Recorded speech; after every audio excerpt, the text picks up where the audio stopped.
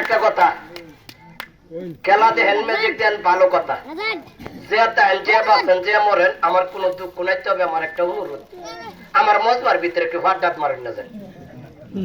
আমি জানি মানুষের মারার করে শিকারাই হাত মেরে শিয়ারাই গেল।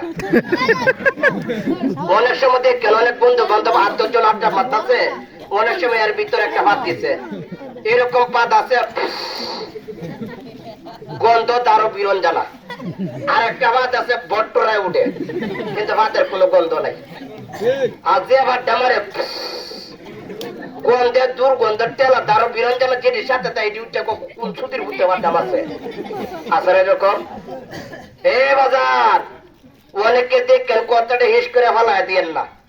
বর্তমানে আমাদের চোখের সামনে ঘটনা ঘটতেছে প্রায়, এটা বলতাম না, শীত আইসে দেখে বলতেছে এখন সময় এখনই খাওয়া প্রযোজ্য। তবে জিনিসটা দেখতে যান, অনেক সময় দেখেন ছোট ছোট বাচ্চা পোলাপান রাস্তা দিয়ে আইটা যা ফ্যাট ডুলের মতন ফুটকুটে যেমন মনে মাথা ডয়ে যে টেন টেনে গুহের আটির লঞ্জা গুন্ডে রাস্তা দিয়ে আডে।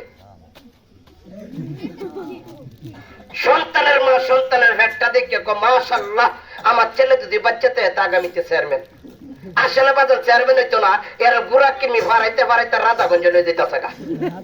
অনেক সময় দেখে অনেক মানুষ আছে আত্মার তালা কাজ্জা পায়ের তালা কাজ্জা সোনার উপর টেয়া সোনার উপর হইতো না, তার গোটা কৃমি আছে। আবার অনেক সময় দেখেন ছোট ছোট বাচ্চা